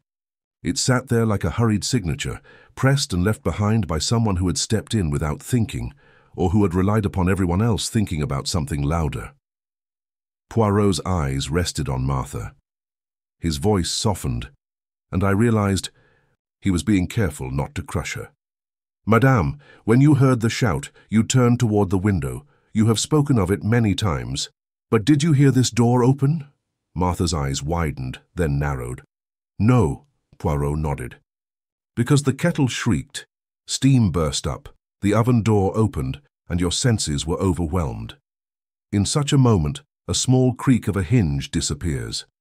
The murderer did not need to be invisible. He needed only to be quiet. Martha's mouth trembled. So, someone was here, in my kitchen. Poirot's gaze did not leave her face. Perhaps he passed close enough that the door was used. Either way, the kitchen was part of the plan. Graves said sharply, Plan. You keep saying plan. Who then? Who in this house is planning? Poirot turned to him. Someone who knows the house. Someone who understands the habits of the servants, the position of the lamp, the way the window reflects at night, the way a shout can make everyone turn their heads together. Someone who knew that if the cook saw a dark shape at the window, even at the wrong moment, her mind would stitch it to the cry and make it one scene. He paused, and his eyes flicked toward the corridor that led upward to the family rooms. And someone who needed Daniel Reed blamed quickly, before questions were asked. Graves's expression tightened. You're still chasing the idea the secretary's innocent, Poirot said quietly. I am chasing truth. The housekeeper, Mrs. Finch, spoke with sudden nervousness. That door, should it have been locked? Martha snapped, We don't lock it, not in this house. It's just the side passage. Poirot's eyebrows lifted. Convenient. A discreet door, rarely mentioned, never locked. If I were a man who wished to come and go without notice, I would bless such a door. Martha stared at it now, as if seeing it for the first time. But who would use it? The staff. Poirot interrupted gently. Not only staff. Anyone who can move like staff. Anyone who can wear a dark coat and not be questioned. In a big house, people see what they expect. Servants in passages, family in drawing rooms. A person who steps into the right costume can walk through a household like a shadow. He closed the scullery door carefully. The latch clicked with soft finality. In silence, Poirot murmured, almost to himself, Doors confess what windows conceal. Graves exhaled, irritated but troubled. All right, suppose someone used that door. Where does it lead? Poirot glanced toward the hedges and the alley beyond. To freedom, briefly. To a place where one may circle back, enter by another way, or vanish into the lane without crossing the yard at all. And the window? Graves demanded. Poirot's eyes glittered. The window was for the audience. We stood there, in that overheated kitchen with its damp tiles and its smell of broth gone bitter. The pantry window, once so central, now seemed almost theatrical indeed, like a painted backdrop. The scullery door, narrow and plain, had become something else, a quiet mouth through which the house had swallowed the truth and spat out a convincing lie. And I understood then what Poirot had been building toward since the first hour at Blackwood Manor, that the murder was not merely an act of violence but an act of direction. Someone had orchestrated light, sound, steam, and human prejudice. Someone had given the household a spectacle to repeat, and while they repeated it, the real culprit had walked through the door no one bothered to describe. Chapter the 8. The gardener's shadow. We had found the door that no one mentioned. Now, we required the person who could use it as naturally as breath. It is one of Poirot's maxims that objects do not lie, though people may. A door bears marks without intention, a threshold collects evidence without preference, and soil is wonderfully indiscreet. It clings to boots, to hems, to the very edges of a life, and it tells its tale silently to anyone patient enough to listen. The damp traces by the scullery threshold had the look of haste, not the fine powdered dust of kitchen work, but the darker, heavier earth of the hedgerow passage, where moisture gathered beneath leaves and the ground remained soft even when the gravel yard began to dry. It was not much, yet it was distinct, and once seen, it became impossible to dismiss. Poirot requested with his unfailing courtesy that the household staff assemble in the kitchen corridor, those who might reasonably use the scullery door, servants, the estate manager, and the gardener. Inspector Graves protested at first, declaring it unnecessary. Poirot replied that he wished only to save the inspector time, and Graves, unwilling to be seen resisting efficiency, yielded. They came one by one, uneasy, faces pale in the lamplight, boots scraped on stone. A nervous cough echoed down. The passage. No one spoke above a murmur, for even the innocent feel the weight of accusation when death is present. Last came the gardener, Thomas Hale. He was a man of perhaps 40, lean and weathered, his hands roughened by cold soil and pruning shears. There was a bluntness to him that might be mistaken for honesty, and an expression of steady resentment that sat on his face as naturally as a beard shadow. He carried his cap in his hands and kept his eyes down. But when he lifted them, I saw they were sharp, watchful eyes accustomed to measuring hedges, paths, and the places where people did not look. Poirot's gaze went to Hale's boots at once. They were heavy, practical boots with a broad sole pattern. The leather was damp at the edges. In the grooves of the tread clung dark, wet earth. Poirot did not pounce upon this like a policeman hungry for a triumph. He merely observed it as if it were a flower in a garden. "Mr. Hale," Poirot said gently, "you have been working this evening." Hale's jaw tightened. "I do my work when it needs doing." "And where?" Poirot asked. "Were you at 8:15? Hale shrugged. "Outside. Same as always. The grounds don't tend themselves." Inspector Graves stepped forward. "Be specific. The master of this house is dead." Hale's eyes flashed with something like anger. Anger not at the death, but at being spoken to sharply. "I was near my tool shed," he said. "By the hedges." Poirot tilted his head. "Near the hedges. Which hedges, Mr. Hale?" Hale hesitated, a fraction too long. "The ones by the side passage," he muttered. "The side passage, the scullery door, the unmentioned route." Poirot's voice remained mild. "Ah, then you were near the scullery entrance." Graves's gaze sharpened. "And why would you be there?" Hale's mouth tightened. "Because I live beyond the hedgerow. My cottage is there. I come and go. I don't need a reason." It was true enough. The gardener's cottage lay just beyond the boundary hedge, close enough that he could move between his home and the estate without crossing the main drive. A convenient arrangement, particularly for a man who wished to be near the manor without being noticed. Poirot gestured slightly toward the scullery threshold. "Mr. Hale, your boots carry the soil from that passage." Hale glanced down, then up again defiant. "Soil is everywhere." Poirot nodded. "Yes, but each soil is different. The kitchen floor is dry and chalky. The yard has gravel. The hedgerow passage is damp, dark, rich with leaf mold. Your boots speak of it." Graves leaned in. Let me see those. Hale did not move at once. Then, slowly, he lifted one boot and set it down again with a faint thud, as if he were giving the inspector permission. Graves crouched, grimacing, and saw what Poirot had already seen. "You've been in that passage," Graves said. Hale's voice grew rough. "I told you. I live there." Poirot did not argue that point. Instead, he asked very softly, "And you quarreled with Mr. Ashford recently, did you not?" For the first time, Hale's composure faltered. The resentment in his face sharpened into something more dangerous. "Who says that?" he demanded. "The estate manager," Graves put in bluntly. "Harrow told us.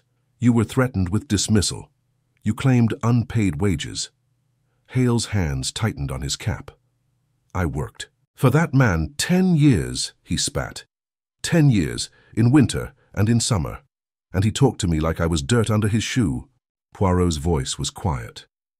"He meant to dismiss you." Hale's eyes burned. "He meant to ruin me." It was the first clear glimpse of motive we had been offered that did not rely upon steam and shadows. Anger like that does not require imagination, Poirot said gently. "And today, did he speak to you again?" Hale's breath came faster. "He did. He said I'd be gone by the end of the week. Said I'd get nothing more until I left. Like I was a thief. Simon Harrow heard enough of it in the yard, and Mrs. Finch saw me come back white with temper." Graves's expression hardened. "So you went to him?" Hale snapped. "I didn't go to him. He called me in earlier, made his threats, then sent me out again. I kept away from the house after that." Poirot's eyes narrowed. "Kept away? Yet you were near the scullery entrance at 8:15. Hale's jaw flexed. "That's near my cottage." Poirot took a step closer, still calm, still polite. "Mr. Hale, tell me about Daniel Reed." Hale blinked, startled by the sudden shift. "What about him? Did you see him this evening?" Poirot asked. Hale hesitated, then said reluctantly, "I saw him in the garden, earlier." "At what time?" Poirot pressed. "I don't know," Hale muttered. "Before the trouble." Poirot's voice was mild but exact. "You noticed him." "Why?" Hale's eyes flicked away. "Because he was hurrying, because he looked like he didn't belong." Poirot nodded slowly. "And he wore a dark coat." Hale's lips tightened. "Yes." Poirot's gaze held Hale's, and I felt the trap closing. Not a crude trap of accusation, but a delicate one of logic. "You observed," Poirot said, "the cut of his coat, his hurried pace, the way he moved. These are details a gardener does not normally bother with, unless he intends to use them." Hale's face flushed darkly. "That's nonsense." Poirot's voice dropped lower. "Is it? You are a man who knows paths and latches. You know the scullery door no one speaks of. You know the hedgerow passage where a man may stand unseen at dusk. And you know that in a kitchen full of steam, a dark movement behind a window can become anyone, especially the young secretary whom the cook distrusts." Hale's breathing had changed. It was no longer the steady breathing of a working man. It was quicker, tighter, the breathing of someone calculating his next step. Graves stepped forward, ready to pounce. "Are you accusing him, Poirot?"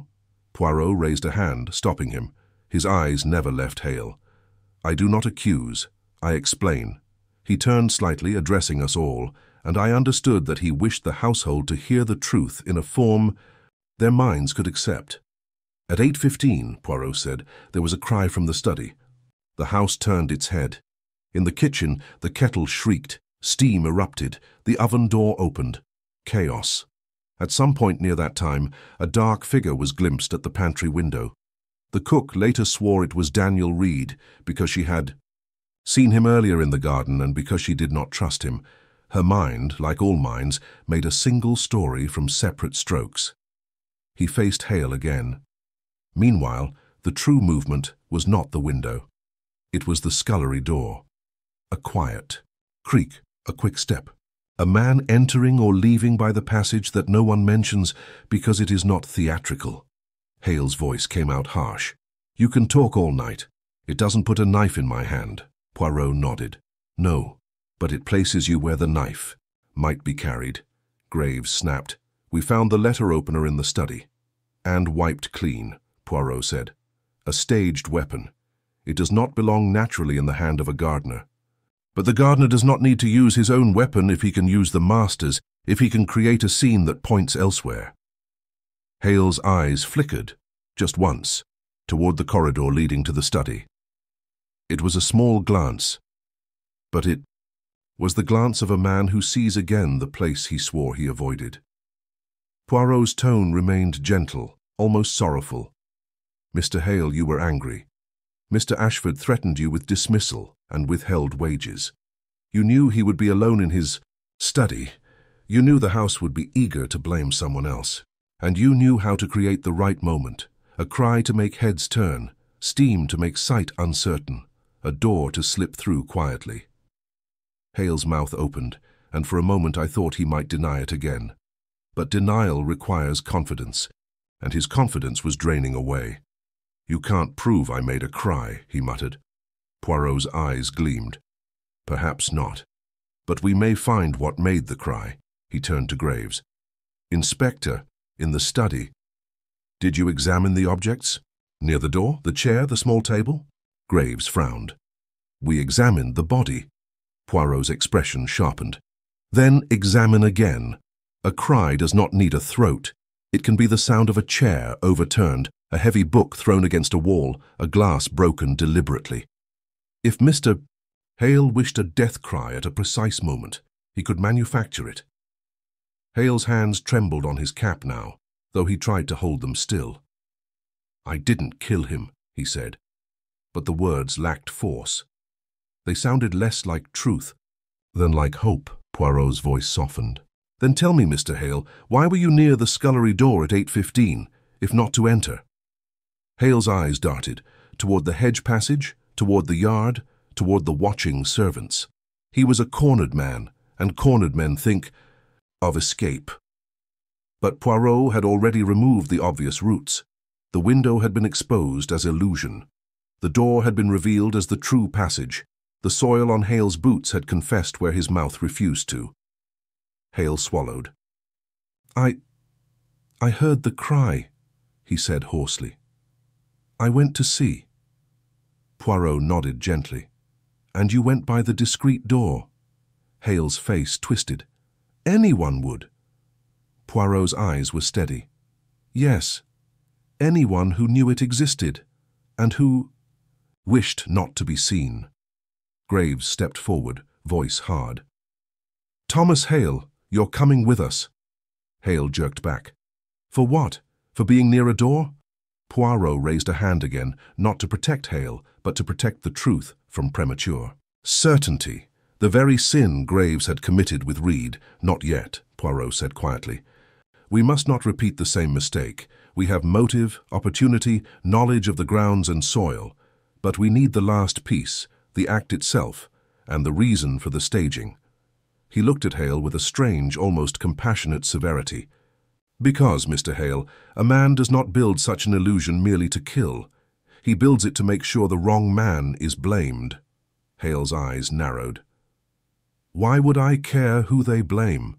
Poirot's gaze held him. Because you could not vanish easily after killing Henry Ashford. You are rooted here, your cottage, your work, your life. You required the house to look elsewhere while you returned quietly to your place. That is the advantage of blaming Daniel Reed. He is a stranger. He can run and make it look like guilt, the servants murmured. Martha's face had gone pale, her mouth tight, as though she were tasting again the bitterness of scorched rosemary. And you, Poirot said softly to her, were made into the instrument. Martha's eyes glistened, furious and frightened. I didn't mean... I know, Poirot said gently. That is why it worked. Hale stood very still. His shadow, thrown by the corridor lamp, lay long across the tiles, thin, warped, and dark. For an instant it looked like the same sort of shadow that might flicker across a window pane and become, in the mind of a witness, someone else entirely. Poirot watched that shadow with quiet intensity, as if it were an omen. "The gardener's shadow," he murmured. "Yes, a shadow that knows where the hedges are thickest." Chapter 9. The reconstruction Poirot has a particular distaste for arguments that remain abstract. He will listen to theories, certainly, and he will permit men like Inspector Graves to thunder about facts while confusing facts with conclusions. But when the moment comes to shift a case from suspicion into understanding, he prefers demonstration. Not spectacle for its own sake. Poirot despises vulgar drama, but a controlled experiment that forces the mind to accept what it would rather resist. "The house has been living inside a picture," he said quietly to me that afternoon. "Now we will repaint it in front of them, with the proper colors." By then, Blackwood Manor had acquired the stagnant atmosphere of a place held under glass. The servants moved softly, as if any sound might awaken the dead. The family rooms upstairs remained closed, grief pressed behind their doors like heavy drapery, so that Mrs. Ashford, Miss Ashford, and Eleanor Shaw remained part of the house's sorrow rather than active players in its solution. Yet below, in the corridors and kitchen passage, another force moved with equal weight: accusation. Daniel Reed sat under guard in a small room near the hall, pale and exhausted, while Martha Doyle's certainty, though shaken, still hovered like a curse over him. For Poirot had not yet said aloud what he already suspected, that she had fused Reed's earlier appearance by the window with the later manufactured disturbance. Poirot asked Inspector Graves to gather all those concerned in the kitchen: the cook, the housekeeper, the scullery maid, the butler, the estate manager Simon Harrow, and Thomas Hale, the gardener.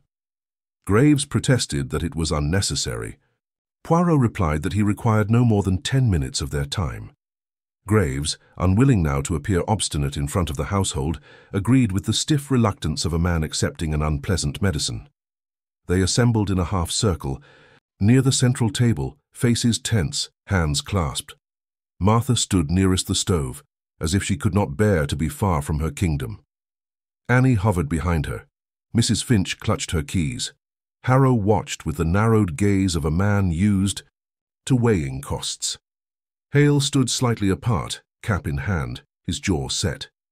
A constable remained by the door, and another stationed himself beside Daniel Reed, who looked as though he might collapse if he stood too long. Poirot entered last, calm and perfectly composed.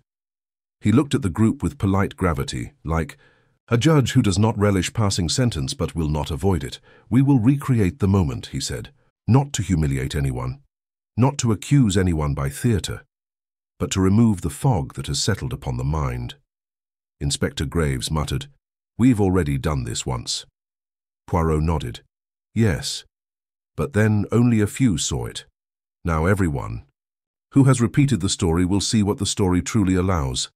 He turned to the kitchen. "The kettle, please, the broth, the lamp."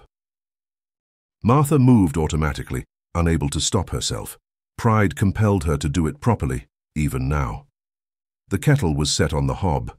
The broth, rosemary and bone, was placed to reheat.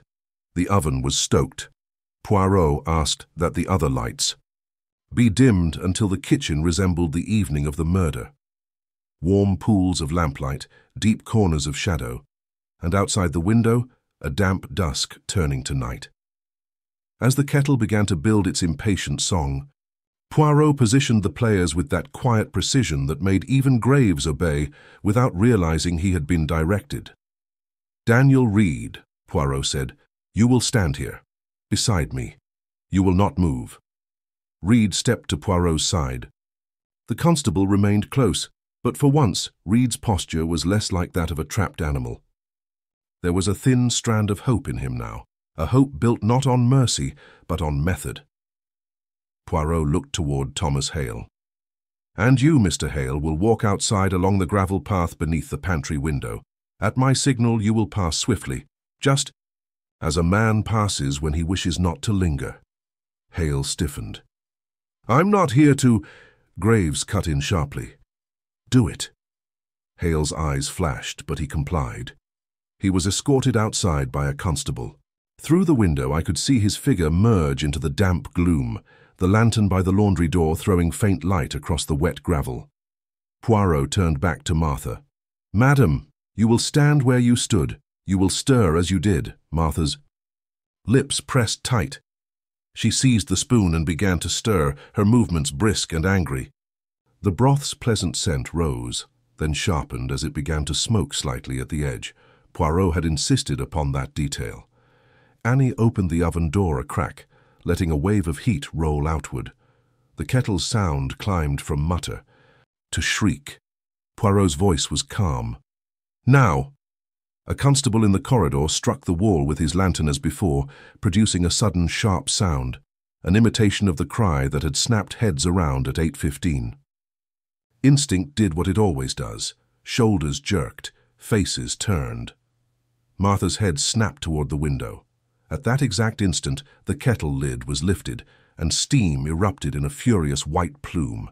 It rose like a curtain, caught the lamplight, and turned it into shifting brightness. The window, now half mirror and half darkness, shimmered with reflection. Outside, Thomas Hale passed swiftly beneath the pane. Within, Daniel Reed remained firmly at Poirot's side. For a brief second, through steam and glare, we saw the shape.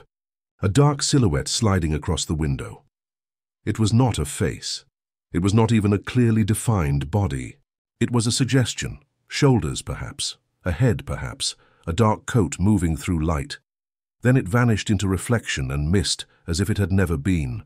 A sound came from Martha, half gasp, half strangled exclamation. Her stirring stopped. The spoon trembled in her hand. Poirot waited until the steam thinned. Then he spoke quietly. "Madam, tell us. What did you see?" Martha's mouth opened, closed, then opened again. Her face had gone pale beneath the kitchen heat. I saw a man," she whispered. Poirot nodded. "A man." Martha swallowed. "A dark coat." Poirot's eyes were steady. "Did you see his face?" "No," she said, and the word came out like an admission of guilt. "No, I didn't." "Inspector." Graves shifted, his expression hard, but the stubbornness in it had begun to crack. "You're saying she couldn't have been sure," he muttered. Poirot did not smile. He never smiles at victory when a human conscience is breaking. "I say, only what your eyes have shown you, Inspector. In those conditions, the identification of a specific man is impossible." Mrs. Finch whispered. "But she was so certain." Poirot's voice was gentle. Certainty is often the mind's way of stitching fear into order. Martha's hands tightened on the spoon. "I thought it was him," she said hoarsely. Because I'd seen him earlier. Because he's always in a hurry.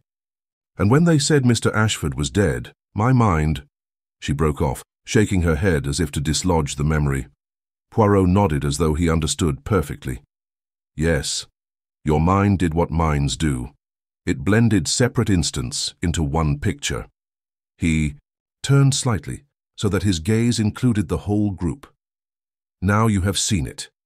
If a man passes that window at the wrong moment, steam rising, light striking the glass, he becomes anyone of similar height.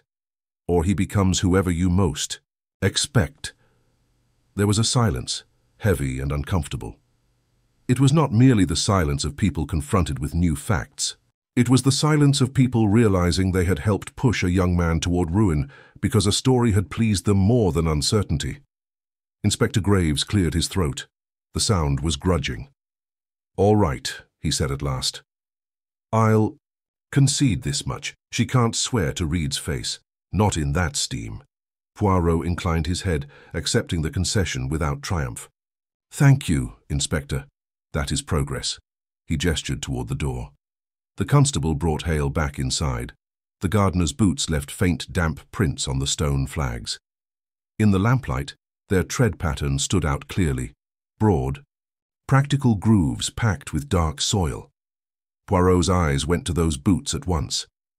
"And now," he said softly, "we speak of what does not dissolve like steam." He turned to Graves. "Inspector, the soil at the scullery threshold matches the soil in the tread of Mr. Hale's boots. He was near the discreet door at the crucial time. He has motive, dismissal, unpaid wages, resentment. And he knows every latch and path in these grounds.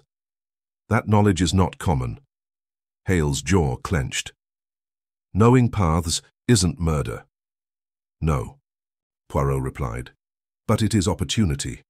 And opportunity is the skeleton upon which motive hangs."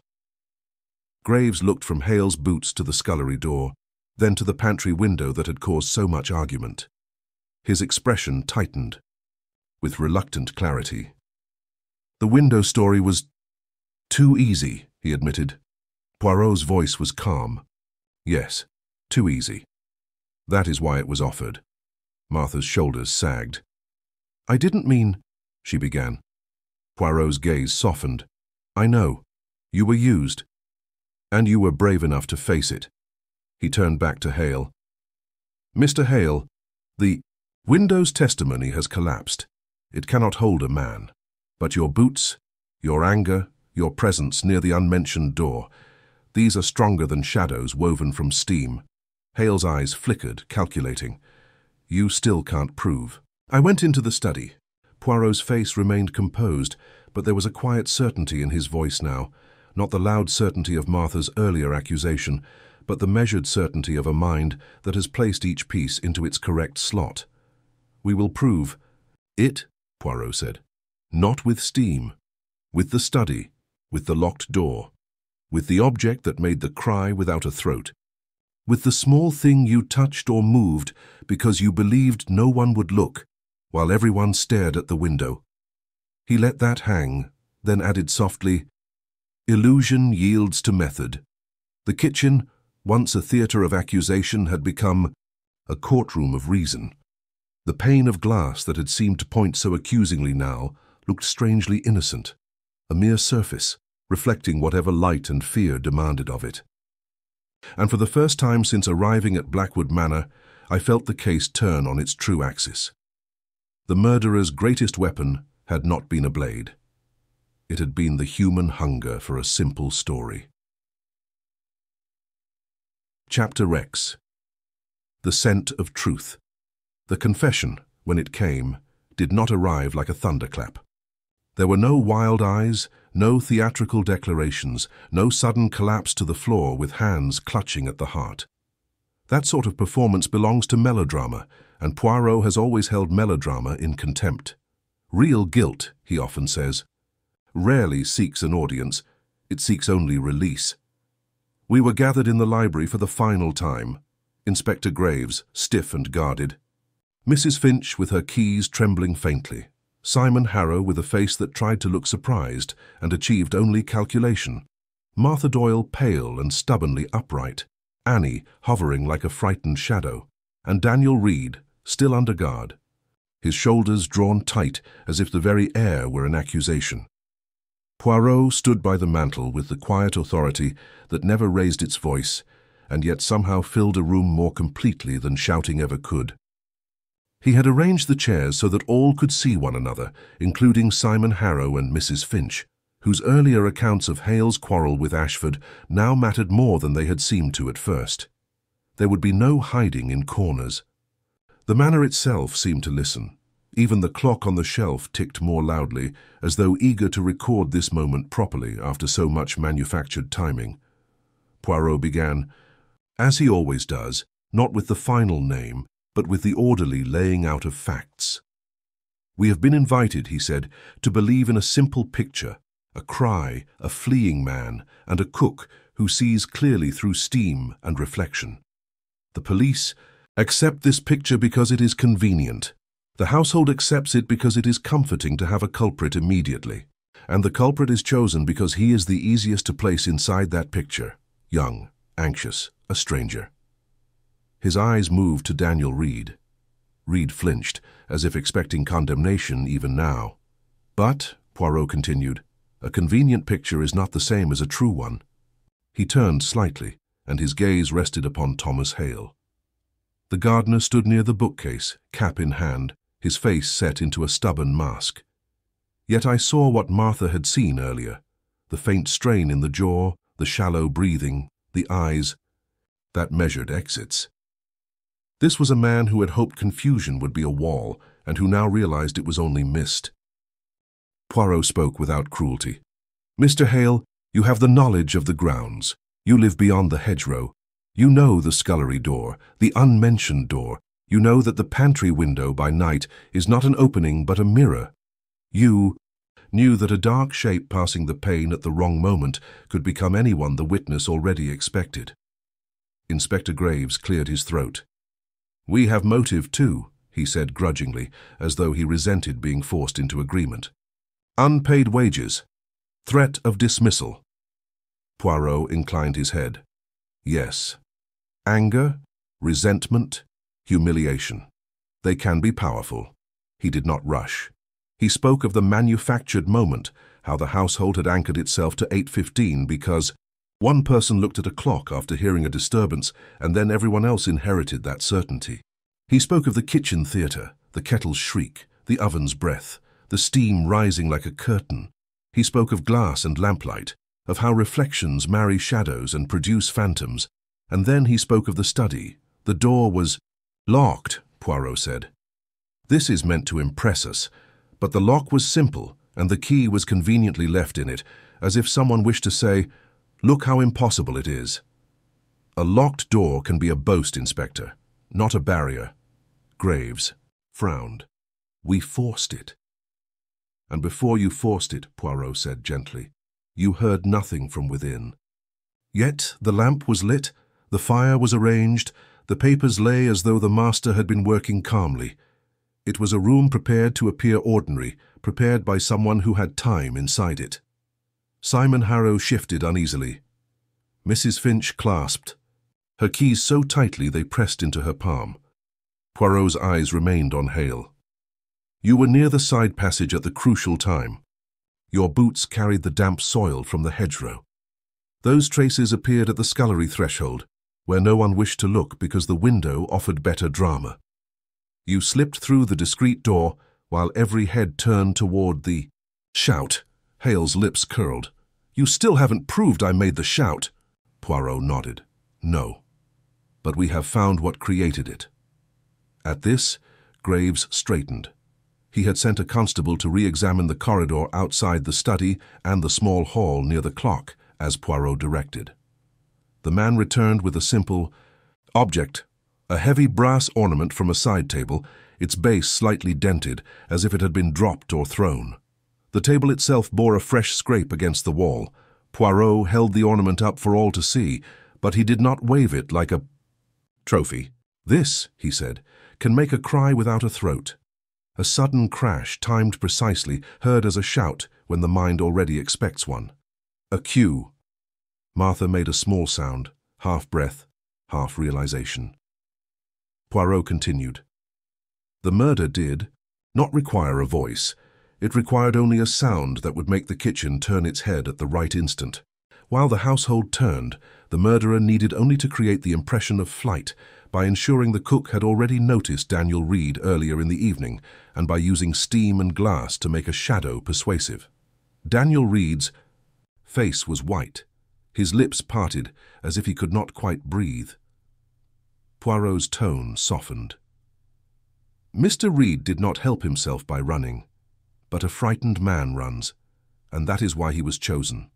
The plan required a man who could be made to look guilty by behaving as the innocent sometimes behave." He turned back to Hale. "Mr. Hale, you trusted confusion. You believed the obvious path, the kitchen window, would draw all eyes. Meanwhile, you used the unmentioned door and returned toward your cottage by the hedges, leaving only the quiet confession of soil." Hale's hands, gripping his cap, began to tremble. His stubborn mask cracked, not with tears, but with exhaustion. He looked suddenly older, as though the weight of what he had carried had bent him. "I didn't mean for it to be so complicated," he muttered. Poirot's expression did not change, but his eyes grew very still. "One does not build such an illusion by accident." Hale's jaw tightened, then loosened. His shoulders sagged in a way that looked almost like relief. "He'd have thrown me out," he said hoarsely. "Told me I was nothing.